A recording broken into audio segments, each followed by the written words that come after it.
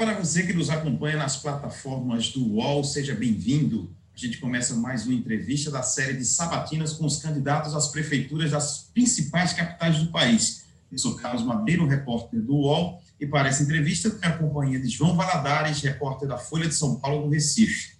Hoje, a entrevistada é a candidata à prefeitura do Recife pelo PT, Marília Arraes. Essa sabatina terá duração de 45 minutos. O tempo passa a ser contado a partir da primeira pergunta.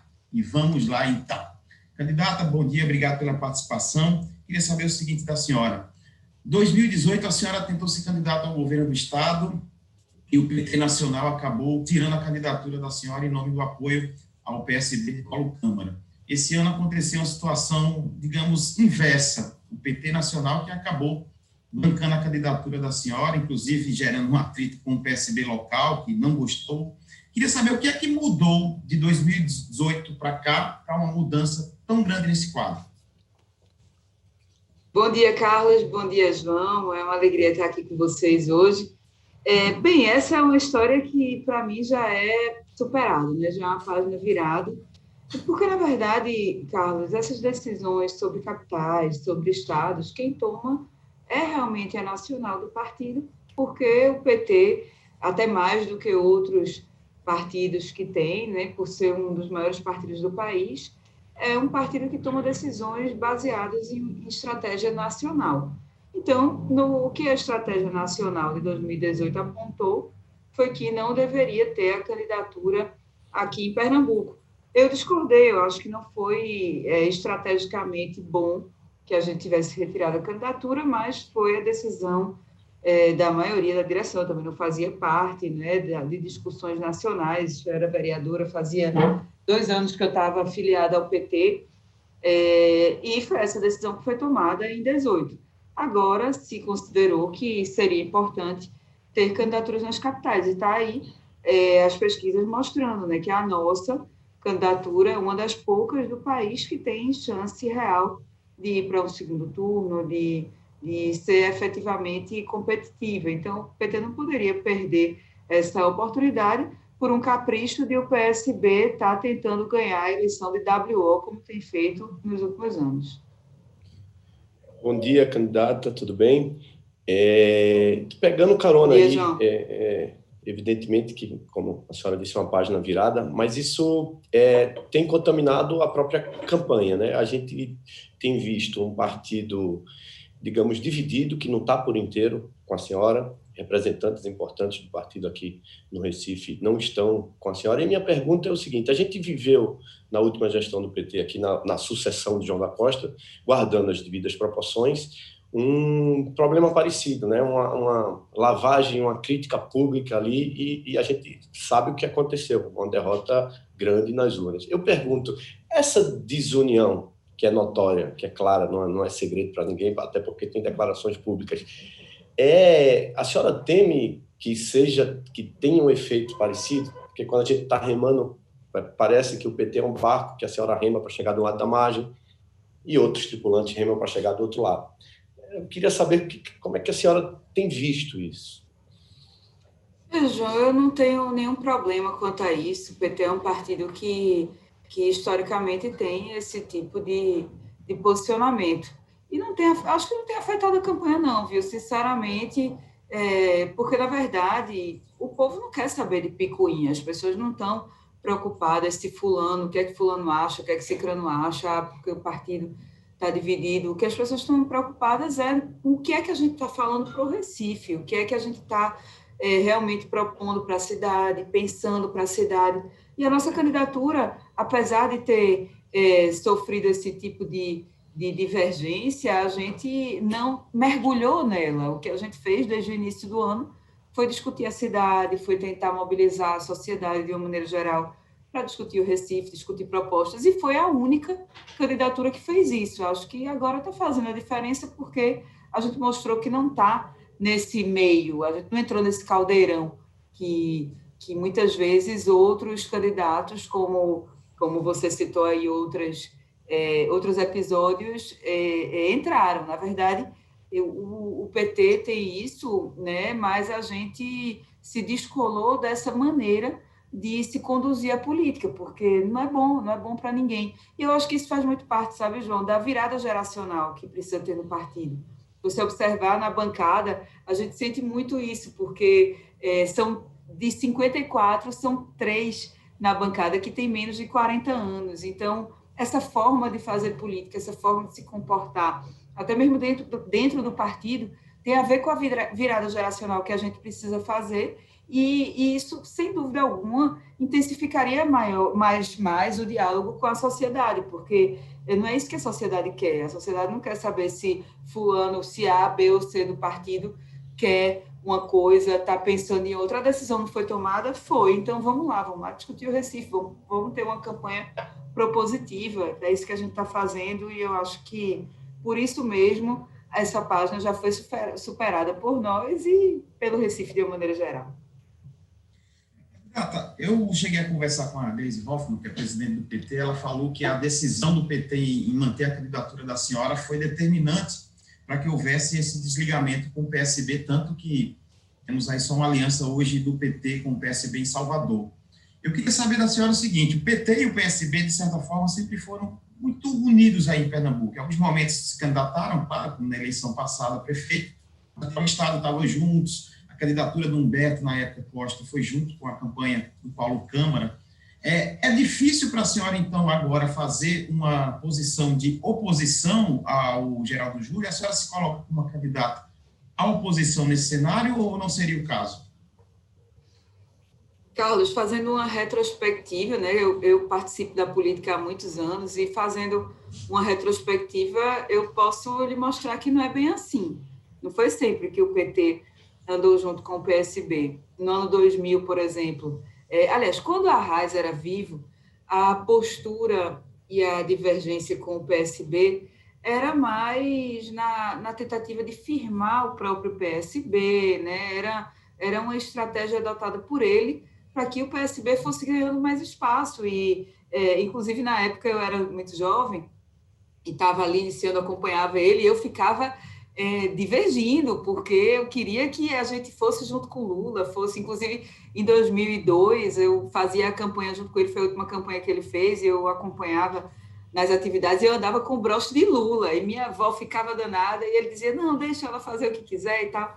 Então, assim, durante muito tempo aqui, houve essa postura do PSB de se manter afastado do PT para se firmar, né, com o partido, para crescer.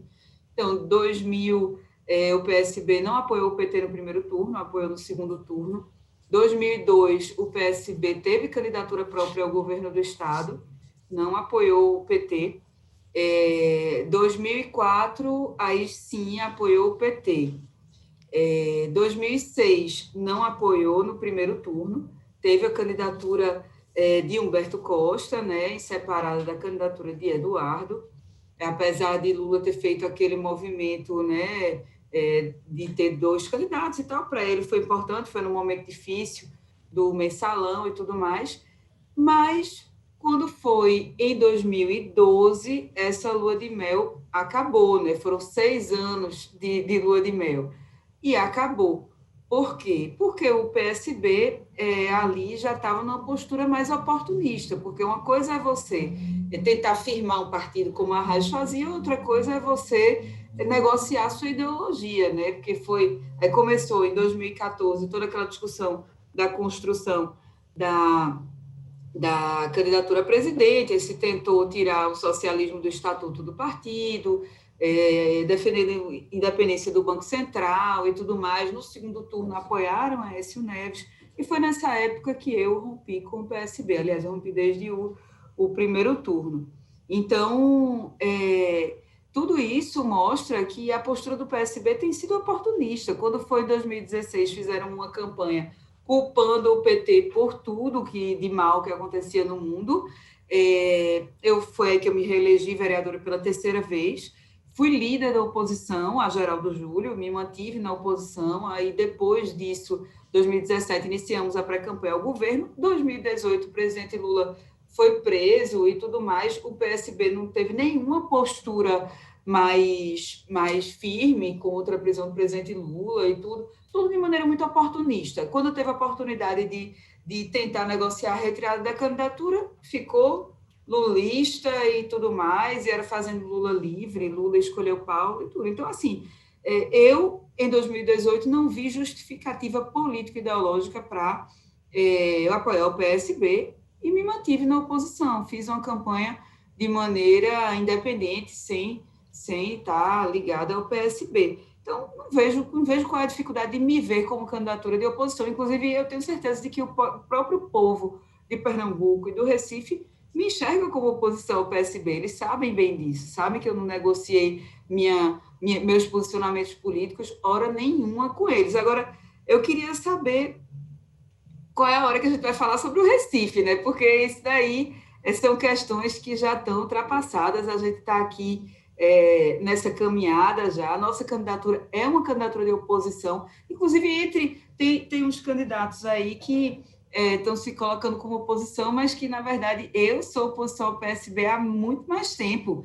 Eu tenho 12 anos de vida pública, desses 12, 6 são fazendo oposição ferrenha ao PSB, sofrendo, inclusive, muitos ataques machistas, ataques pessoais, picharam a cidade toda com ofensas pessoais a mim, quando eu rompi com o PSB.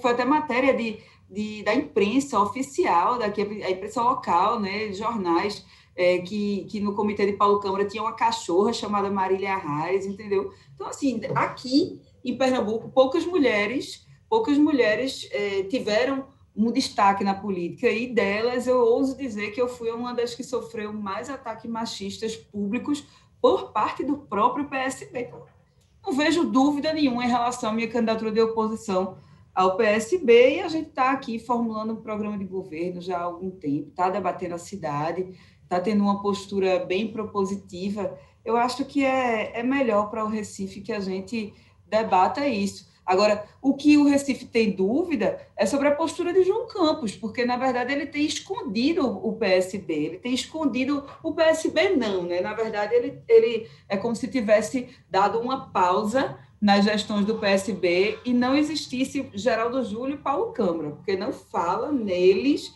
é como se não tivesse colado, ele está escondendo que é o candidato da gestão. Inclusive, eu já vi uma declaração dele dizendo que não é advogado de gestões passadas. Como assim? Não é o candidato do prefeito? Então, ele não defende a gestão do prefeito, não defende Paulo Câmara, que é um governador omisso, desgastadíssimo, Geraldo Júlio também. Então, eu acho que isso é que a gente tem que falar, não é perguntar se eu sou oposição, é perguntar se João é uma candidatura de continuidade. Ele vai ter que dizer em algum momento, né, nessa campanha, até para não enganar o eleitor, como eles têm feito já algumas eleições. Candidata, então vamos falar sobre o Recife, né? Embora a questão política também seja importante para a construção, né, do eleitorado entender onde os candidatos estão posicionados, mas vamos falar, sim, sobre o Recife agora. Em 2013, a senhora fez parte desta gestão de Geraldo Júlio, foi secretária de Juventude e Requalificação. É uma área que a senhora tem criticado bastante durante essa campanha. Eu tenho visto algumas declarações, tem bastante crítica a como o PSB vem conduzindo estas políticas públicas para a juventude recifense. A minha pergunta é o seguinte: o que a senhora fez quando era secretária da Juventude? Que pontos, de maneira prática, a senhora, acho que foi secretária um pouco mais de um ano, né?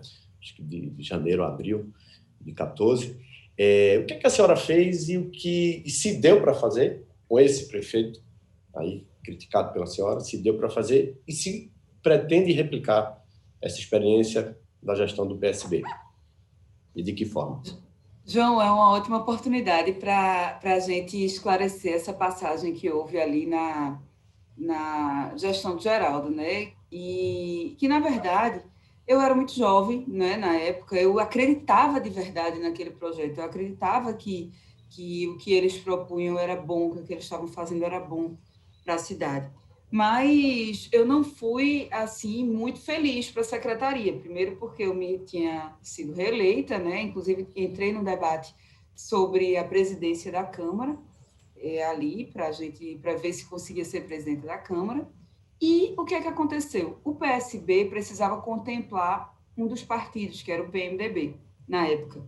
E, para isso, precisava chamar o suplente da chapa, que era do PMDB. Então, o que foi que ele fez? Eles inventaram uma secretaria que não tinha orçamento sequer unidade gestora durante o ano de 2013 inteiro, ou seja, não tinha como você fazer nada de concreto, porque não tinha como você, sem orçamento, sem condições, sequer tinha cargos suficientes, não tinha cargos efetivos, tinha 11 cargos comissionados. Então, na verdade, me colocaram ali naquela situação, dizendo que ia melhorar, que não era assim, que não sei o quê. Na época, a hegemonia de Eduardo, enfim, e todos, era muito grande, né? Ele levava muito a política à mão de ferro, não tinha como a gente chegar e dizer não vou e acabou-se. Então, eu também confiei, achei que eles tinham essa intenção de melhorar a situação da secretaria, fiquei ali, era uma salinha bem pequena, ao lado da Secretaria de Imprensa, até vocês devem conhecer, devem ter ido por lá, ao lado da sala de Percol. E porque Percol teve a boa vontade de ceder, viu? Porque senão sequer sala ia ter a secretaria. E a gente foi tentando ali remar contra a corrente e fazer alguma coisa. Colocaram para a gente gerir 17 escolas profissionalizantes sem ter corpo técnico, e foi uma situação bem difícil para mim. Toda semana, praticamente, eu ia despachar com o prefeito, ia pedir providências para a gente conseguir tomar algumas decisões, mas ainda assim a gente conseguiu fazer alguma coisa. O que tem hoje de organizado na rede profissionalizante do Recife fomos nós que fizemos, porque depois também ninguém fez nada. E vou dar alguns exemplos a vocês. Por exemplo, os professores trabalhavam em situação praticamente ilegal, eles recebiam por RPA, por empenho. Prestavam serviço, tinham um limite de empenhos que podia se fazer por ano para aquela pessoa física. Quando acabava aquele limite, o professor chegava e chamava um parente, uma mãe, uma irmã, para emprestar o nome para ele receber o seu pagamento. Às vezes passava 3, 4 meses sem receber. Então, nós regularizamos, porque eram coisas que não precisava necessariamente de orçamento para fazer. Então, a gente foi organizando. Fizemos uma seleção dos professores, colocamos os professores para trabalharem de uma maneira regularizada, eles trabalhavam de forma precarizada. Nós fizemos o projeto de reforma de todas as escolas sem custo para a prefeitura, trouxemos um engenheiro da Enlurb para ser lotado na secretaria, sem ônus nenhum, obviamente, ele estava cedido de lá da Enlurb para a secretaria, e ele foi com uma equipe da própria prefeitura e fez os projetos de reforma das escolas. Então, deixei os projetos prontos, não pude reformar, porque não tinha orçamento, nem a prefeitura, pela Secretaria de Projetos Especiais, teve interesse em reformar, mas deixei pronto.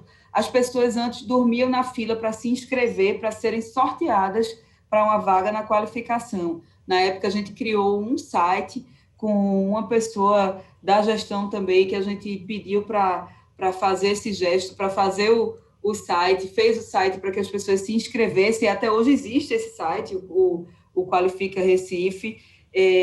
Deixei encaminhada uma pesquisa com um instituto muito, muito conceituado aqui, de Tânia Bacelar. Não vejo aqui alguém que entenda mais de desenvolvimento econômico do que Tânia Bacelar, para que fizesse uma pesquisa de demanda do mercado e de intenção vocacional, para que a gente direcionasse os cursos. Inclusive, é isso que eu falo muito que tem que ser feito.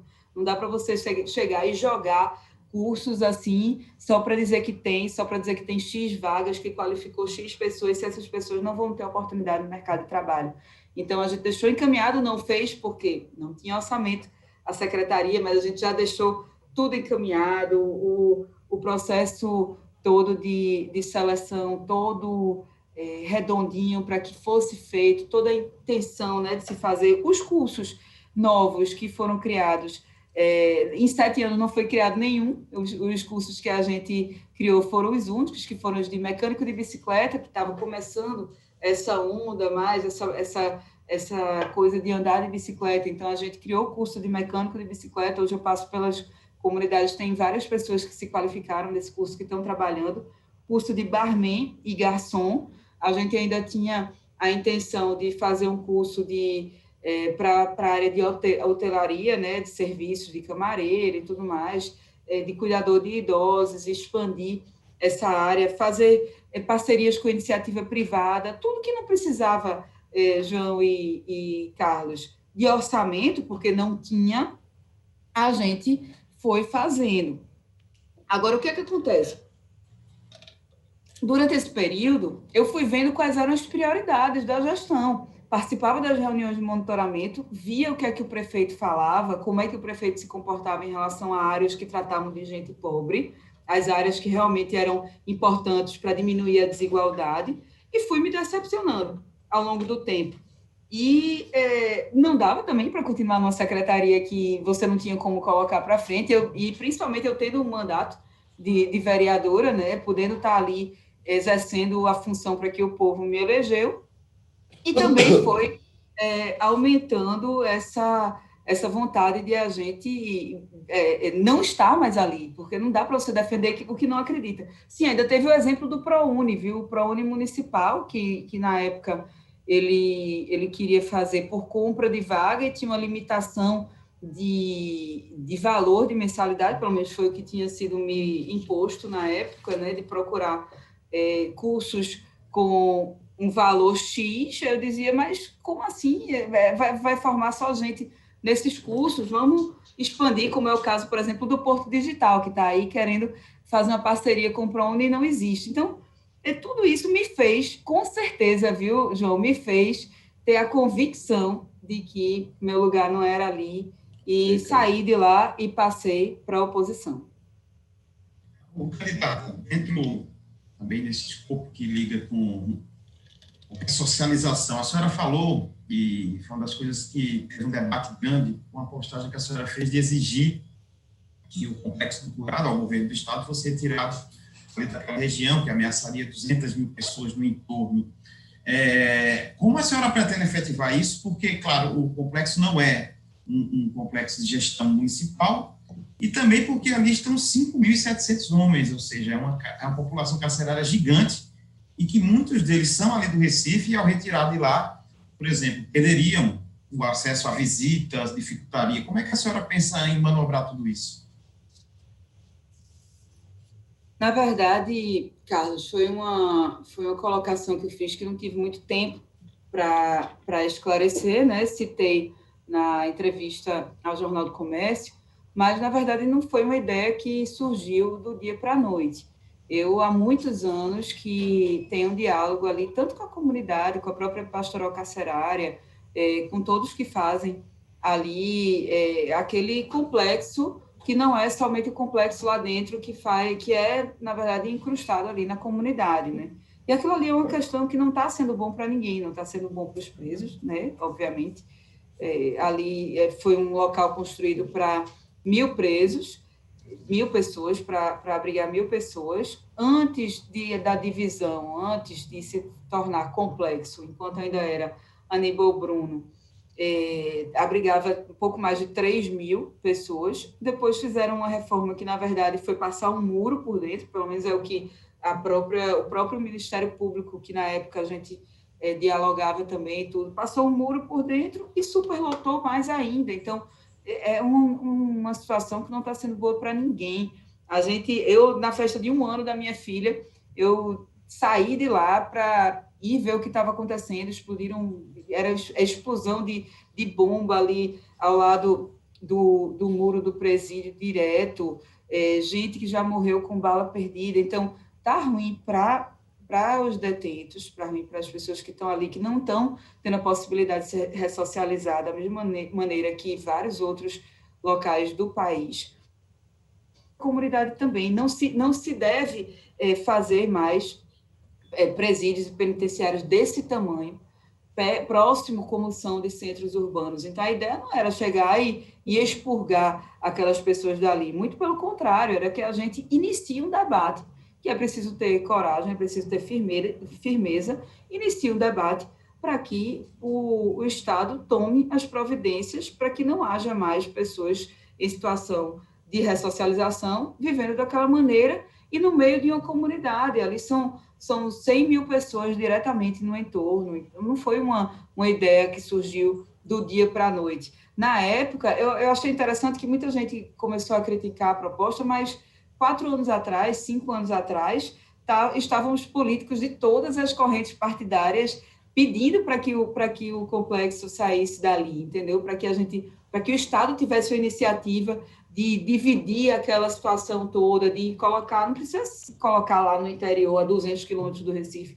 Vamos ver uma cidade na região metropolitana que possa abrigar, que tenha um aumento de ICMS também, que reflete no aumento do repasse do ICMS do Estado para aqueles municípios. Então, vamos fazer essa discussão. Acho que o município do Recife tem que fazer esse debate, porque é uma comunidade que está ali atingida, os presos estão em situação super precária também, e eu acho que alguém precisa ter essa coragem, se não for o Estado, que seja o prefeito. Agora, a gente tem visto uma omissão de todos os lados em relação a isso. O candidato, só voltando um pouco nessa questão, e a senhora já reconheceu que fez uma postagem ali sem muito tempo, e aí numa campanha eleitoral, quando a gente fala qualquer coisa, é importante que se contextualize, sim, eu acho que a senhora reconheceu aí essa falha, mas o que não está muito claro ainda para mim é o seguinte, a senhora defende que seja desativado aquele complexo lá. Eu escutei, na verdade, numa entrevista, o governo não arrumou dinheiro para construir a arena lá em São Lourenço. A gente sabe que um dos nortes da lei de execuções penais preconiza que os presos cumpram pena próximo ao seio familiar, até pela ressocialização. Quando a senhora jogou esse debate, a senhora não falou de insalubridade da cadeia, não falou de ressocialização, não falou dos familiares dos presos, que você multiplica aí por 5, né? E ficou parecendo, e aí a senhora tem a oportunidade aqui, muito mais um aceno a um eleitorado conservador, né? Que isso é uma proposta que, vez por outra, surge no campo mais à direita. Coloca os presos lá. A senhora não disse qual é a ideia. O que a senhora pensa? Vai colocar esses presos onde? Agora, a senhora falou, a gente pode ver na região metropolitana, uma cidade aqui do Grande Recife, como se fosse possível, por essa sua tese, não ter vizinhos, né? Quando o presídio Aníbal Bruno foi construído, a área não era adensada desta maneira. Como se fosse possível nunca ter uma vizinhança, né? É esse debate que eu acho que causa estranheza numa candidata do campo progressista. Queria que, de maneira objetiva, a senhora pudesse falar sobre isso um pouco.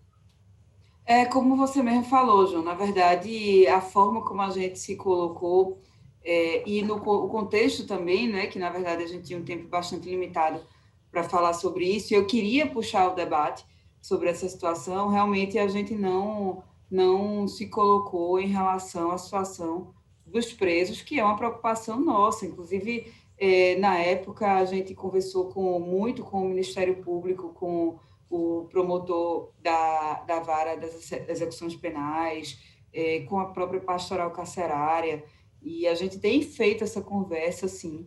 E, na verdade, eu me coloquei de forma incompleta em relação a isso. Uma coisa é você ter uma vizinhança de um presídio, uma penitenciária, que tenha um planejamento, que cresça com um planejamento. 50 anos atrás, 40 anos atrás, não havia essa visão de planejamento de cidade. Outra coisa é você ter uma vizinhança em torno de uma penitenciária que abriga 6 mil presos, que sequer é permitido mais se ter esse modelo, né? Esse modelo de presídio, de penitenciária, sequer é mais admitido. Então, eu acho que foi realmente algo que faltou mais um tempo, um debate mais específico. Mas, como você mesmo falou, não é competência do município, mas eu acho que muita coisa que o Estado deveria se fazer, a capital, o município, o prefeito, a prefeita, tendo essa iniciativa de chegar e dizer, vamos debater isso aqui, vamos junto buscar uma alternativa, vamos lá no Ministério da Justiça buscar recurso para isso, vamos conversar com outros municípios da região metropolitana, é liderar, sabe, João? Acho que está faltando aqui no Recife liderança, pessoas que tenham esse espírito de chegar lá e buscar a solução para o problema, para uma situação que é difícil. Então, isso aí que você está falando é totalmente correto. Claro que a gente tem essa preocupação. Eu não sou uma candidatura progressista que está se dizendo progressista. Eu tenho minha formação, minha militância de uma vida toda, de muito antes de eu ser política, que já faz um bom tempo, que eu milito na área dos direitos humanos, no campo progressista de uma maneira geral, e a gente tem essa preocupação. Foi realmente uma falha na forma de comunicar o que a gente realmente teria a intenção de fazer e de iniciar como debate. Madeiro, se me permite, posso...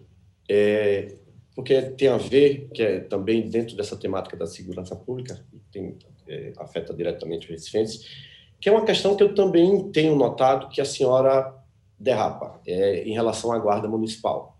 Eu vi derrapa algumas declarações... Vou continuar a pergunta.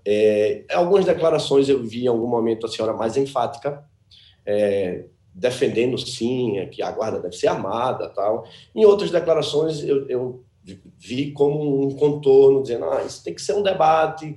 Em algumas áreas eu vi que os tons diferentes, por isso que eu usei o termo derrapa, na verdade é uma equalização. Eu percebo que em algumas entrevistas a senhora é mais enfática em relação a essa guarda, e de um tempo para cá eu percebi que coloca como, não, vamos debater, né? Antes eu vi alguma declaração dizendo, não, eu acho que a guarda deve ser armada. Essa também é uma pauta que, embora, na verdade, a maioria das cidades a guarda municipal é armada, como a senhora sabe, mas é uma pauta também que tinha a guarda armada, né? Sim, que encontra também uma ressonância num eleitorado mais conservador. Mas eu não quero... A questão não é essa. A questão é, a senhora, e aí essa oportunidade, defende que a Guarda Municipal do Recife seja armada. Se defende, por quê? É uma questão bem objetiva. Veja bem, eu hora nenhuma fui enfática, assim, levantei a bandeira da guarda ser armada, hora nenhuma. O que eu disse, desde a primeira vez que eu toquei nesse assunto, que foi num debate com a própria Guarda Municipal, o que eu disse é o seguinte, João, o momento que a gente está vivendo no país termina que certos assuntos são polemizados como antes não eram. O exemplo da guarda é o Recife sempre teve setores da guarda que eram armados, desde a criação da Guarda Municipal. Quem desarmou a Guarda Municipal, e não somente desarmou, mas quem modificou o papel que a Guarda Municipal tinha, foi Geraldo Júlio, quando assumiu a prefeitura. Porque, na verdade, não se tinha polêmica em relação a isso. Acontece que agora Bolsonaro entrou ele faz arminha na mão e defende armamento e não sei o que e tal. Então, tudo que tem a ver com isso resvala num debate de direita e esquerda. O que é que eu me posicionei desde o início? Veja bem, eu não vejo problema de se debater o armamento de setores da guarda ou de certas operações que a guarda for fazer. Eu não vejo problema. Agora, isso não é solução para a segurança pública, como alguns candidatos da direita tentam pregar. É isso que eu digo desde o início. A gente não pode chegar a polemizar um assunto que nunca foi polêmico, está polêmico por conta da situação de polarização que o Brasil está vivendo. Então, quase todas as guardas municipais das capitais do país são armadas de alguma maneira, e tem vários modelos que a gente pode discutir. Tem um modelo inglês, que é armado em determinadas operações, tem um modelo de uma tropa, de um grupo, na verdade, de operações que é armado para determinadas funções. Porque, veja, por que a gente vai polemizar? Se a prefeitura fizer um contrato com uma terceirizada e contratar vigilantes armados, como tinha antigamente nos postos de saúde, quem tirou foi Geraldo Júlio, uns 5 anos atrás, tinham vigilantes armados nos postos de saúde. Esses vigilantes não são funcionários públicos, não têm fé pública, não têm um compromisso maior com o serviço público, como tem o funcionário público efetivo que está ali, que pode ser alvo de uma formação, uma capacitação permanente, mas eles estão lá com a arma na cintura. Se a gente quiser colocar um guarda municipal para fazer a segurança do posto, para fazer a vigilância de um posto, ele vai estar desarmado. Entendeu? Então, é essa a polêmica que eu estou querendo mostrar, que não tem por que a gente polemizar determinados assuntos. Eu acho que é possível se debater, sim, caso haja um debate permanente sobre isso, dentro da própria guarda, uma capacitação permanente, que a gente faça um convênio ou com a própria academia de polícia militar, apesar de que a gente tem também que ressaltar, não dá para se transformar a Guarda Municipal numa mini PM, como tem candidato que prega. A Guarda Municipal jamais vai ser uma mini PM, porque a função dessa não é essa. A função constitucional da polícia é diferente da Guarda Civil Municipal. Então, o que eu quero dizer é, se é para debater, voltar a armar certos setores com certas funções da guarda, voltarem a ter arma, vamos fazer isso. Agora, de forma a eles terem uma noção da responsabilidade e da punição que teriam, inclusive, a prática de racismo institucional, de tudo isso, porque a gente sabe que o problema de armar certos setores do funcionalismo público de uma maneira geral é muito esse também. Então, tudo isso a gente tem que dar a relevância necessária, mas analisar a necessidade. Agora, com certeza, não é isso que resolve a segurança pública. A gente precisa de políticas efetivas, tanto de urbanização, a própria urbanização da cidade, a maneira como a cidade é cuidada, é iluminada, como se dá o uso desses espaços públicos, como é que a gente vai dar vida à cidade, inserir a cultura também na própria noção de urbanização, a educação, claro, a capacitação, a geração de oportunidades,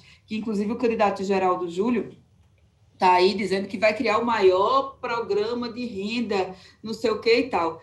Veja bem, ele diz que eu sou engenheiro, ele usa o argumento de autoridade, né, a falácia da autoridade para dizer que é engenheiro. Nunca ouvi trabalhando em nenhuma empresa de engenharia, mas se é engenheiro deve saber fazer conta.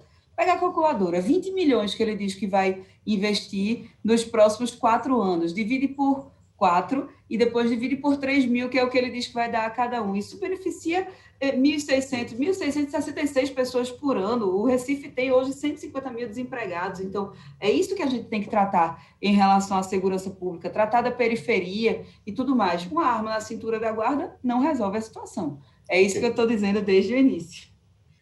A senhora tocou num ponto interessante, a questão da polarização, acirrar ânimos, inclusive chegando ao debate municipal, que não era tão comum. A senhora também eu vi muita coisa falando que a senhora teria escondido o PT, a senhora depois até postou uma foto do Lula beijando, de ter escondido o sobrenome Arraes, para tentar fazer talvez um vínculo de independência total. Como é que a senhora vê esse debate também de partidos dentro do debate municipal? A senhora esconde o PT, esconde o sobrenome? Como é que a senhora lida com esse tipo de fala que tem circulado? Carlos, como é que a gente esconde o que a gente tem, né? Não é questão de esconder. Eu sou Marília Arraes desde que eu nasci. Quando você pergunta sobre Marília no Recife, todo mundo já sabe que é Marília Arraes, que eu sou neta de Arraes, que eu há anos que eu faço essa militância no PT. Eu mesmo antes de entrar no PT eu estava lá nos atos, enfim, pela presidenta Dilma. Aqui a gente puxou essa campanha do PT há muitos anos, entendeu? Eu estava lá quando o presidente Lula foi preso, quando o presidente Lula foi solto. O presidente Lula, o primeiro lugar para onde ele foi, depois que saiu de Curitiba, foi para o Recife, veio para a minha casa. Então, assim, eu não acho que seja razoável dizer que eu estou escondendo nada, e muito menos também eu ficar brigando pelo que a gente já tem. Agora, claro que minha campanha vai ser uma campanha polarizando também. Claro que minha campanha vai ser uma campanha defendendo o PT, o legado do PT, mas principalmente o que a gente pode fazer para o futuro. Aí tem a ver, volta ao nosso início da entrevista, com essa virada geracional que precisa ter, entendeu? Só quem não interessa a polarização é quem não tem lado, ou então quem de Bolsonaro, que sabe que Bolsonaro é rejeitadíssimo aqui, apesar do auxílio emergencial, apesar de isso ter amenizado um pouco a rejeição dele, mas quem não tem lado, como é o caso de João Campos, aí não quer falar sobre nenhuma questão nacional, não quer falar sobre o prefeito, quer falar sobre o pai que morreu, entendeu? Então a gente não pode também despolitizar a campanha dessa maneira, mas eu tive a oportunidade, nesse tempo, Carlos, de me apresentar ao Recife como Marília, porque eu não me escoro também nessas coisas todas, não preciso disso. Eu tenho 12 anos de vida pública, eu rompi com o PSB, quando o PSB mandava e desmandava no Estado. Aliás, ainda manda e desmanda, a gente está tentando romper esse ciclo de poder, sabe? Eu saí, digamos, do que muita gente chama zona de conforto, mas para mim era um desconforto extremo defender o que eu não acreditava. Então, não vejo por que esse tipo de acusação. Isso aí coisa de quem quer, na verdade, tumultuar um processo de debate sobre a cidade. Eu acho que está claro aí que, pela própria fala da candidata, de que há uma estratégia, sim, de campanha, e, por exemplo, usar só Marília, e pela sua fala final aí, de uma maneira de se distanciar um pouco desse ideário oligárquico, né? Da questão das famílias, de você ser reconhecida como Marília. Eu entendi assim, pela sua fala. Agora, eu queria pegar um gancho lá no começo da entrevista, a senhora disse, João Campos, ele não se coloca como, disse que não vai ser advogado da gestão, tem que defender a gestão, é o representante disso. Nessa tese, a senhora tem que defender a prefeitura de João da Costa, né, que foi a última gestão do PT no Recife. A senhora é candidata do PT. A senhora avalia a gestão de João da Costa como uma boa prefeitura? E o que é que, nessa tese de defender a gestão, o que é que a senhora levaria caso prefeita do Recife? Não, eu não teria essa obrigação, João, apesar de que eu acho que a gestão de João da Costa teve pontos positivos. Na verdade, não há gestões 100% ruins, nem 100% boas. Agora, eu sequer era do PT na época, inclusive fiz uma oposição, foi a primeira do PSB na época a me posicionar que a gente não deveria apoiá-lo na reeleição. Então, na época, eu já atuava politicamente, eu tinha mandato e tive meus posicionamentos críticos à gestão. Agora, por exemplo, há que se dizer, a gestão de João da Costa investiu em habitacionais, como essa daqui não está investindo. Na verdade, se deixou aí foi mais de 10 habitacionais na gestão de João da Costa, iniciados, licitados, que a gestão atual parou demorou anos, se arrastou anos com essas obras, entendeu? Então, tem várias questões que a gente pode abordar da forma de o PT governar, a forma de o PT lidar com o Recife. Agora, não tem obrigação de fazer isso. Eu entrei no PT em 2016. Em 2016, o PT já não estava nas gestões. Agora, existe um legado nacional, um legado municipal. Por exemplo, a gestão de João Paulo, quem é que vai negar o que João Paulo fez aqui na cidade em relação aos morros, em relação à queda de barreiras? A gente anda hoje pelo Recife, quais foram as obras que foram feitas de barreira agora, durante a pandemia, de última hora, a gente viu que eles colocaram uma geomanta ali para dar uma maquiada, mas o cúmulo que eu achei foi pintarem obras que os outros tinham feito. Foram lá no morro para ficar bonito à distância, deram uma pintada ali nas obras de barreira, nas casas, para ficar colorido, e tchau, entendeu? Então, tem que se reconhecer certas políticas públicas que foram implementadas nas gestões do PT, que foram universais, que universalizaram o acesso de determinada população excluída a políticas públicas que nunca tinham sido implementadas. A questão das palafitas mesmo. É impressionante. Isso se fala, a questão das palafitas se fala desde Agamenon Magalhães, desde Arraes, que se falava em mucambos, inclusive, se usava a expressão mucambos, mas não houve uma continuidade. Se Geraldo Júlio tivesse dado uma continuidade à política de moradia, a gente não estaria na situação desastrosa que a gente está hoje. Hoje se investe em habitação, em 2019 se investiu 0,7% do orçamento. Isso é praticamente o suficiente para pagar os cargos comissionados da Secretaria. A Secretaria de Habitação virou cabide de emprego, em vez de virar uma secretaria para implementação de políticas públicas, semelhante ao que fizeram, ao que tentaram fazer logo no início da gestão de Geraldo para fazer as acomodações políticas, continuam com a mesma política e pior, numa área como essa, de habitação, numa cidade que tem um dos maiores déficits habitacionais, proporcionalmente falando, do país. Então, João, eu acho que a gente precisa reconhecer os acertos, reconhecer o que a gente pode reconhecer e aprender com os erros. Eu acho que eu tenho uma grande responsabilidade, que é representar o legado do PT, mas olhar para o futuro como uma das poucas representantes da nova geração do partido. Candidato, um minuto. A senhora falou durante a campanha que teme muito que o Recife tem pagado a conta. O recifense paga a conta porque não pode ser governo de oposição, nem pode ser situação e levar vantagem sobre isso. A senhora, se eleita, vai ser oposição ao governo do Estado e ao governo federal. Como a senhora pensa contornar isso? A oposição a gente faz numa tribuna de um legislativo, a gente faz num palanque. Mas quando a gente está com a caneta da gestão, a gente precisa correr atrás dos nossos opositores, seja ele quem for, e não dá para deixar o recifense pagar a conta dessa oposição política. Eu vou correr atrás, vou fazer todas as articulações possíveis, não vou ficar culpando A, B ou C, como o PSB costuma fazer nos últimos anos. Daqui a pouco o PSB está culpando o povo do Recife pela inoperância das suas gestões. Candidata Marília Reis, queria muito agradecer a atenção da senhora aqui com o UOL, ao João Valadares, camarada que me acompanha aqui nessa sabatina. A gente vai retornar ainda, teremos a sabatina com o candidato João Campos. Eu agradeço a sua atenção aqui nas plataformas do UOL. Muito obrigado, a gente se reencontra na próxima. Tchau,